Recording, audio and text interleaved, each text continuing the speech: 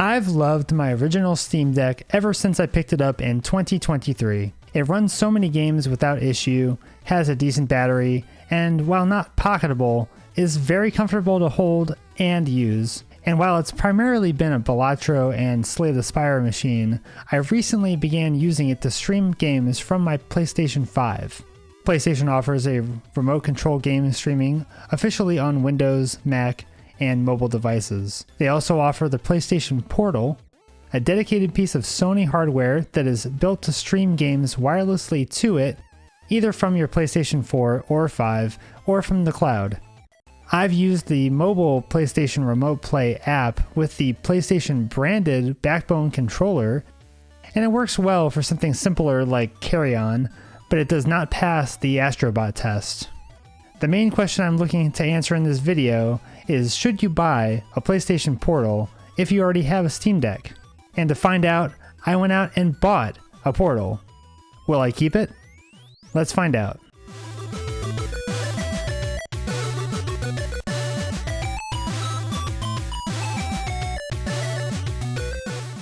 The Portal retails for $199 US. It is a remote play and game streaming device only. You do get the same haptics and adaptive triggers like on a DualSense controller with the PlayStation 5, with an 8-inch 1080p screen. The cheapest Steam Deck retails for $399, and this is a full-blown Linux computer, with a smaller screen and a lower resolution. The biggest difference compared to the Portal is that it plays a lot of games natively, and as well as streamed from your computer or via other services. Setup was certainly easy with the Portal. After enabling remote play on my PS5, the Portal setup took some time to download and install an update. Had 2 connection errors while downloading. I'm not sure why, the router was less than 2 feet away. Otherwise, it was a smooth process. Conversely, on the Steam Deck, setting up an app called Chiaki NG was not as simple, but certainly not difficult. If you're comfortable using the desktop mode of the Steam Deck, it should be no problem. Plenty of guides exist to help with setup as well. On to the experience. With Chiaki on Steam Deck, it was surprisingly good. There were very few graphical flaws. LEGO Horizon looked amazing and played smoothly with very little latency and felt almost like it was running natively on the deck. Same story with Astro, an incredible game that I wish was on more platforms. The deck actually does support all the necessary DualSense functions to allow that game to be fully playable. And Horizon Forbidden West was fully functional, complete with gyro aiming. I cleared a rebel outpost with relative ease. I will say haptics feel significantly worse on Steam Deck. It tries to emulate what you feel with a DualSense, but it's nowhere near the same feeling, bordering on distracting sometimes. Of course, you could always turn the vibration feedback off if you prefer. The PlayStation Portal is, in theory, the ideal experience for remote play. A large, high-resolution screen, DualSense controls, seamless connection, and fairly light in the hand. And provided your connection is good, this is a great experience. That being said, my PS5 is wired to my network and my Wi-Fi is pretty consistently strong.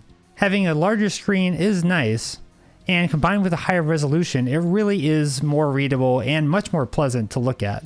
The controls feel great, latency is small, comparable to what I saw on Steam Deck. Audio is one area the Portal feels lacking and a little bit ham-fisted. The built-in stereo speakers are top-firing, not the best sound from them either. It's kind of like a tablet speaker. Contrast that with the Steam Deck's front-firing stereo speakers, sounded a lot better to me. There is a headphone jack on both devices, for those of us who still own wired headsets. Otherwise, on the Portal, you can use a Sony PlayStation Link headset, like my Pulse Elite headphones here, or you can get a Bluetooth adapter. There is no Bluetooth built in on the Portal, and I know that'll be a deal breaker for some people. The Portal also consistently takes longer to connect to the PS5. I tested from the same spot in my house, and on average, the Portal takes nearly twice as long as Chiaki on Steam Deck to establish connection and get to the home screen. Plus, with Chiaki, you can set your user login code and it automatically inputs that and brings you right to the home screen. It's pretty nice. Upon repeated testing, the Portal will connect faster if I've had the console on in the past half hour or so.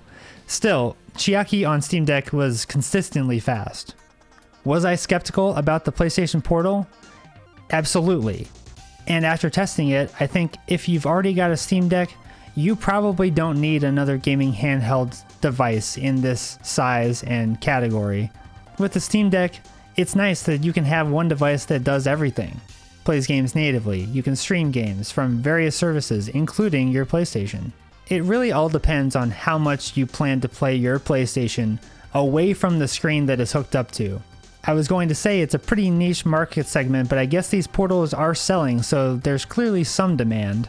But there are also a lot of Steam Decks out there, and if you have a Steam Deck, you're likely to tinker with your devices, and getting Chiaki set up shouldn't be a huge hurdle.